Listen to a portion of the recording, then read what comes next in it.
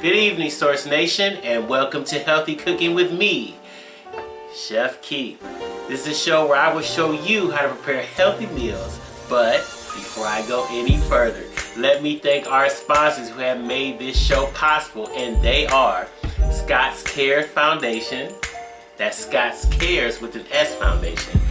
Meet My Types Matchmaking, Urban Grandstand Digital, Cat Photography, Hits Masters, New Covenant of Praise Worship Center, and PS Photography. And today's tasty dish will be my twist on beef and broccoli with a nice little brown sugar cornbread that you're going to think is delicious. Now, first of all, I'm starting off with what is known as a beef shoulder. This is actually 3 1/4 pounds. This meal is being prepared for a family of 6. Now, like I said before, even though this is beef, portion control is important. So don't get scared off by me saying that it's beef or anything like that. We're gonna make this meal as simple and easy as possible.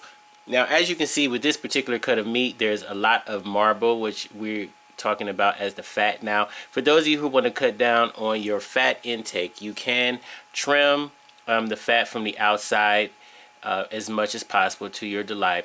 But I found out that in order to get the desired tenderness, especially you're going to cook this well done, you can cook all of that down. And like I said, as far as the way that I'm going to cut this today, you can actually see that it'll be proportioned in size, so you can actually lower your fat intake with this particular dish by how you prepare it and how you serve it and slice it as well. Now, what I'm going to do here is, and many of you noticed that I use different cutting boards, and I think that one of the best practices for healthy cooking is to make sure you're not using the same cutting board for different things that you're cutting. So, for example, you'll see me use one particular cutting board for meat. You'll see me using one particular cutting board for vegetables. You'll also see me using one cutting board for cheeses, one for deli meats, so on and so forth. So we don't worry about any cross-contamination or things like that. Now, also, when cleaning your cutting boards, it's always best to make sure that you scrub them properly. And also, I usually rinse them with vinegar as well after they're done being cleaned. Now, as you can see here, I'm actually cutting the meat into slices, but not all the way through, almost all the way through, but all the way down to the bottom. And the reason I'm doing this ahead of time is because when you cook it in this particular manner, you can actually have your portions already set. So I'm making nice size portions. It's not thin sliced, but it's not too thick. And so for this particular dish, I have it broken down, so you can maybe do about 3 or 4 slices per plate. And in this particular process, it takes a little time to do. You don't have to necessarily do this, but I think that it is actually better to cut the meat down in this particular manner, so that when it's put inside the broth and the seasoning, it'll get down in between the slices of meat as well, so you can get that tasty bite every single time and perfectly done. Now, also, I know a lot of people use wooden cutting boards. I don't really suggest that because wood cutting boards, they're pretty hard to clean. You have to go through a nice little process to keep it clean, because once you cut into it, you have those little crevices on the inside and you can get germs and bacteria stuck down in there. So that's why I stick to plastic cutting boards as well. And of course, anybody that wants to donate any new cutting boards to me, Chef Keith, I will be appreciative of that. So, of course, there on my left, I keep a sharpener as well. Pre-sharpened knives are okay, but I like to continue to sharpen my knives. I don't have them pre-sharpened. And in this process, I can always sharpen my knife every single time I use it, and it will keep the knife sharp every single time as well, because knives do dull over a time period, and taking care of your cooking utensils is just as important as cooking. So make sure that you keep your knives. I prefer to get not pre-sharpened knives. Some knives, you know, they sell you those what are they called? They're like combo sets where they have all these knives that cut through cans and tomatoes at the same time, and they just slice through paper and metal, and they do all those type of things. But you know, those knives are expensive. If you're doing it for charity, I mean, feel free to donate. But if you want to save money, get yourself some nice unsharpened knives and buy yourselves a sharpener, and that way you can keep your knives sharp all the time, and you don't have to worry about your blade dulling on you over time. Now, as you can see the slices coming together here, and you know, I'm just, like I said, I'm cutting straight through, but not all the way to the cutting board. So here in this particular instance, you can see there we have it, nice slices, and see they're actually still connected on the bottom, so that it will also make it easier to lift off of the cutting board. Just going to get the last few slices here. Alright, nice and tasty. I'm putting in nice little work. This is the ultimate comfort food. I know a lot of you like to eat the beef and broccoli meals, and a lot of times you get it from Asian cooking places, or you know, you maybe Chinese or Japanese style, but this is not going to be that type of style. This is still going to be beef and broccoli in its purest form, and I'm going to show you how to prepare it very simply. So there we go, ta-da! And with the magic of radio and television, it is in the crock pot, and you can see here in this crock pot, which is your favorite friend, especially for those of you who are busy parents, or you know, you're on the go. Cooking in a crock pot can save you a lot of time, and it can save you a lot of money as far as how you're preparing your food. And also, because the crock pot, the way it's made, once things cool down, you can store it in your refrigerator as well. Now, what I'm going to do here is use a half a cup of Worcestershire sauce. I love Worcestershire sauce. Say that 3 times fast. Worcestershire sauce, Worcestershire sauce. Sometimes you can use soy sauce in this, but since I'm going to sprinkle a little sea salt, actually this is kosher sea salt here. I'm going to sprinkle this across the meat. Don't worry about the salting process of it, because the beef can actually stand up to it. So the Worcestershire sauce is going on over the top, and then I'm going to sprinkle some kosher sea salt over the top as well. This, I'm not giving you a set limit to put onto the meat, because you know what I say, you can always add to and never take away from. And here we're going to sprinkle, this is cumin. Smoky cumin with the combination of the Worcestershire sauce is going to make a fantastic smell in your kitchen. Trust me and believe me on this one. Now, like I said, just, you know, what are your seasonings? You can kind of play around with it a bit, but I'm going a little bit straightforward. Instead of using pepper in this particular dish, I'm going to use the peppercorns, the entire corns. I'm going to sprinkle the corns, and you see some of the peppercorns are falling in between the pieces of meat. This will come into play later on with the broth, but as you can see, this adds a nice little spiciness to the meat that you ordinarily can't get with just the pepper. The entire peppercorns on it, I believe, is delicious. It's just my opinion. And they get nice and soft and tender during the cooking process, and so that makes them easy to eat as well. So here we are in the crock pot. Just going to add another ingredient at this particular moment, and you don't have to use this, but I actually like to use this, and I'm going to add here for a second. Let me get it, and there we are. That is our red wine. And you notice I'm not pouring the red wine directly on the meat. I'm actually pouring it on the side. So not like the Worcestershire sauce where I poured it directly on the meat. The red wine goes on the side because it is actually going to be more about the broth or whatever. I used the Worcestershire sauce on the beef at that particular moment, because I wanted to have the sea salt and the cumin and the peppercorns start to stick to the meat, and the Worcester sauce helps that possible. And of course, I've got my very best friend in cooking. Of course, you guys know, you're going to watch a lot of videos with me cutting onions. Like I told you guys before, fresh ingredients, using your onions and your peppers and things like that are always nice. So I'm just going to give this a good slice. I'm only using one onion. Feel free to use more than one. We have a lot of onion fans. I know. But onions to me, with the combination of red wine and Worcester sauce and peppercorns, just all the smells, smelling things first is like the key to eating. You like nice smelling things, so making your food smell fantastic is just as important as the actual cooking process itself. So what I'm going to do is take each piece of onion, and I'm just going to break it down a bit here. And I'm going to distribute each piece of onion all over the top. And like I told you guys before, I'm cooking in layers here. So you notice I put the season straight on the top. I put the broth around, the red wine around the outside.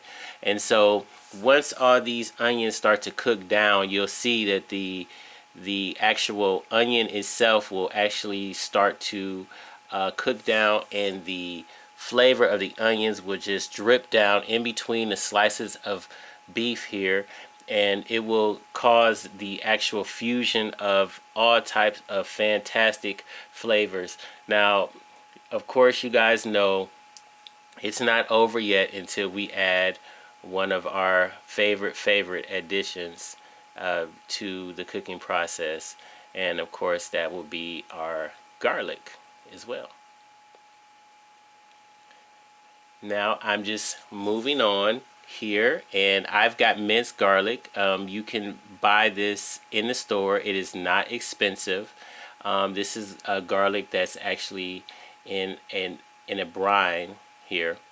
So, and you can kind of decide how much garlic you want to have on it. But to me, I don't think with the beef, because beef stands up to a lot of great seasoning. You don't want to shy away from the garlic if you love it. I love it in particular. And again, putting all these layers on top of the meat allow all the flavors to cook down into all the little crevices. And with all that, the fat and the oil on the outside, it'll all drip down and make this magnificent broth as well. So what I'm going to do is take 1 cup of water, simple cup of water, no bouillon cube here. We're making our own bouillon as well. And this is also a great process if you want to save the broth for later to cook with in other dishes. After this is done cooking, you can actually store everything in a nice little can. Now, it's in the slow cooker, as you can see, with the magic of radio. That's Source Network Radio. We are 2 hours in on high. And see, look at that. Look at the color. You see how that broth is kind of picked up here, and it has that nice brown flavor to it, and it's nice and bubbly. And the onions have cooked down. The peppercorns are in there. Look at that. And see how easy it is to move because it's in slices now already for you.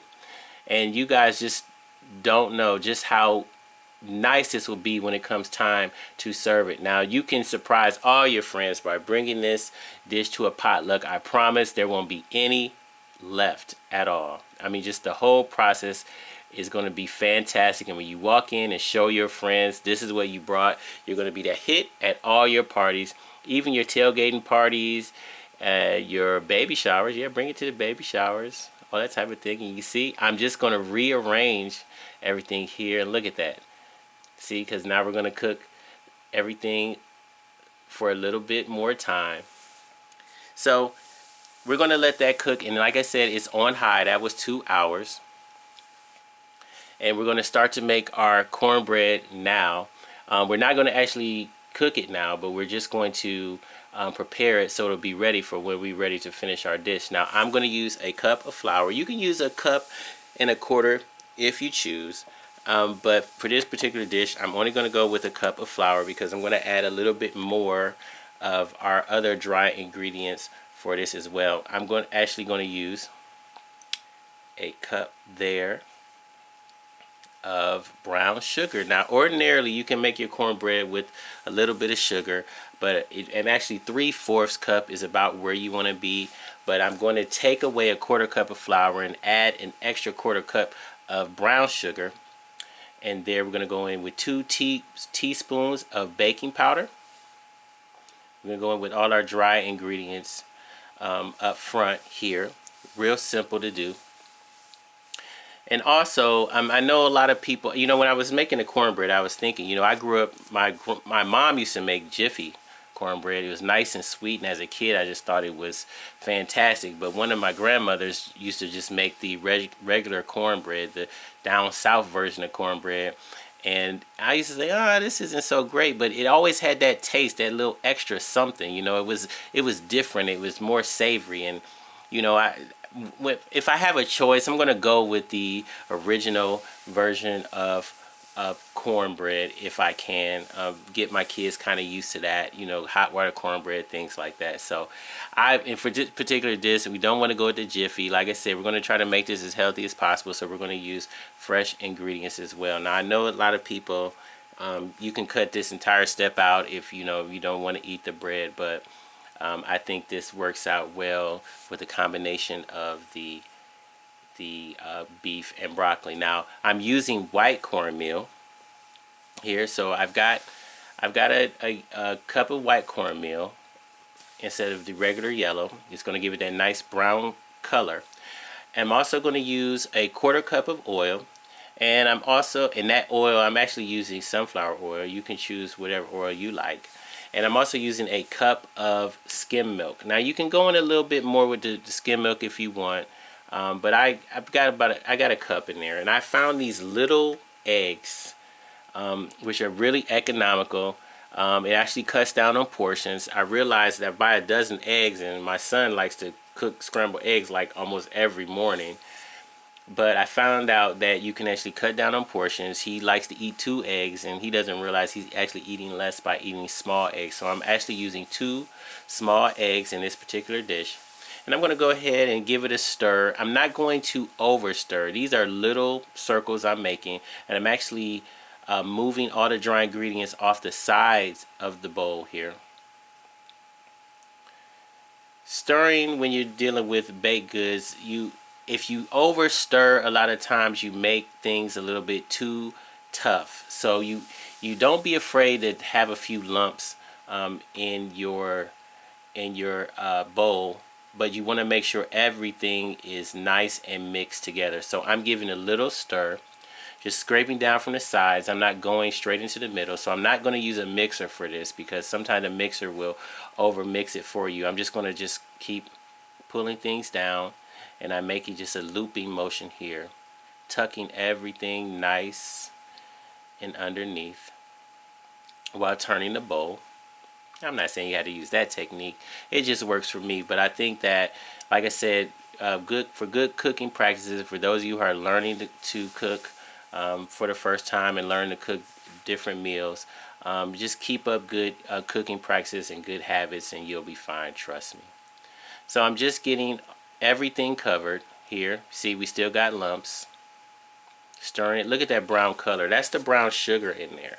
And we definitely want to make sure that egg is nice and mixed in there as well. You can pre-mix the egg too. That would help you. For me, I just dump both eggs in there just to make sure that it's nice and covered. And there we go. See, we got nice lumps.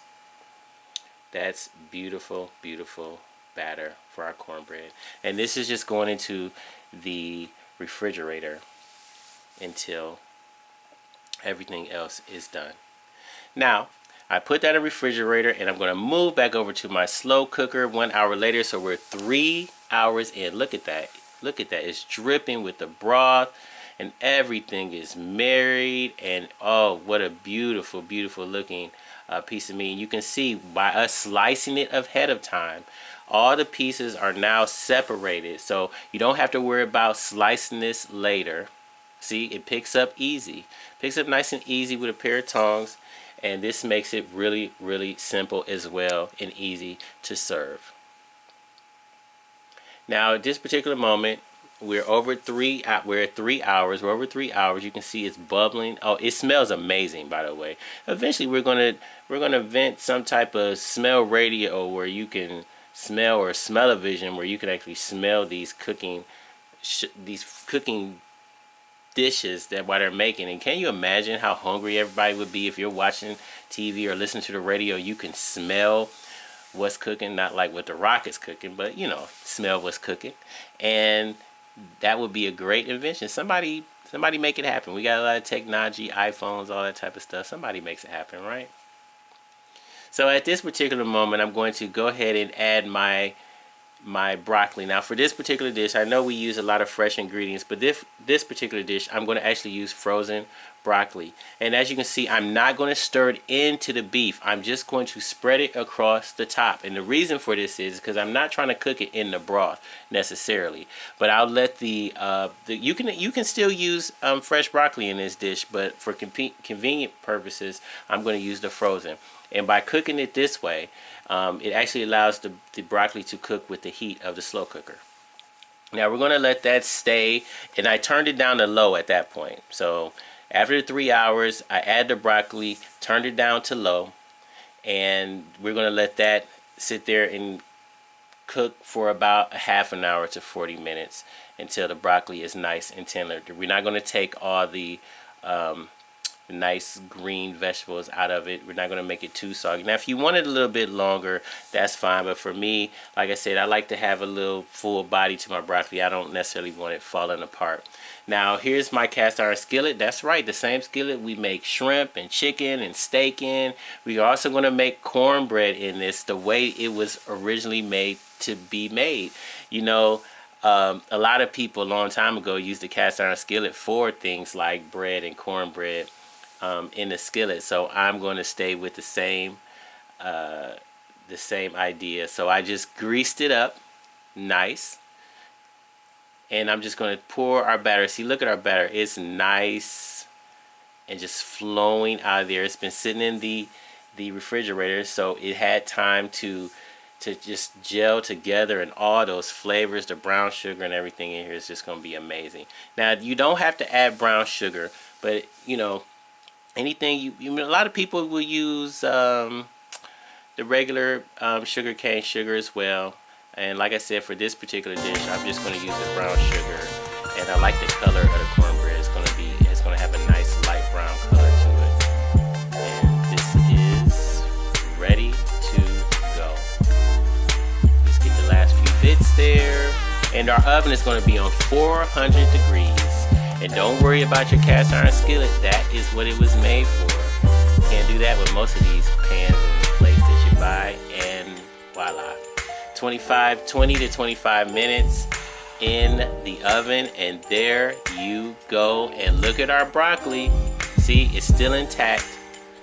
Nice and heated up right on top of the beef. And for any of the juices, we didn't lose too much weight with the broccoli, and they just dripped down to the broth with the beef. And see, as I start to plate everything, look at that. I'm just pulling slices. No knife is necessary. So you put in all that hard work early. Not saying it won't be easier to do once it's done with the slow cooker, but just anybody that's ever tried to pull meat, really tender meat out of a slow cooker, it falls apart. It's really easy to fall apart. So cutting it isn't a chore, but if you're picking everything up with a tongue and it's already pre-cut for you, can actually regulate the portion, so you don't have to worry about giving somebody too much. And there you have it. We're going to take some of that broth and just pour it down over the meat. Oh my goodness, Source family, this smells amazing. I know you hear me say that a lot. That's all that garlic, all those onions, all the peppercorn, the red wine, the Worcester sauce, the salt, the cumin, everything is in that broth, and you just pour it right down on top of the beef. And we got a nice little cut on our cornbread. There we go. Simple. And there you have it. That is beautiful. You can actually make a nice little compound brown sugar butter. And your dinner is served, Source Nation. Amazing and easy. So there you have it. Another simple meal. Now, wasn't that easy? And once you finish it up, you'll find out just how tasty it will be. But before we go, I just want to thank our sponsors who make this show possible. And that's Scott Cares Foundation, Meet My Types Matchmaking, Cat Photography, Urban Grandstand Digital, Hits Masters, New Covenant of Praise Worship Center, and PS Photography. So tune in next week with the Source Radio Network with me, Chef Key, as I'll show you how to make tasty and very affordable gourmet style meals in your very own kitchen. Easy, affordable, gourmet style cooking is as close to you as you are to your kitchen. I'll see you next week.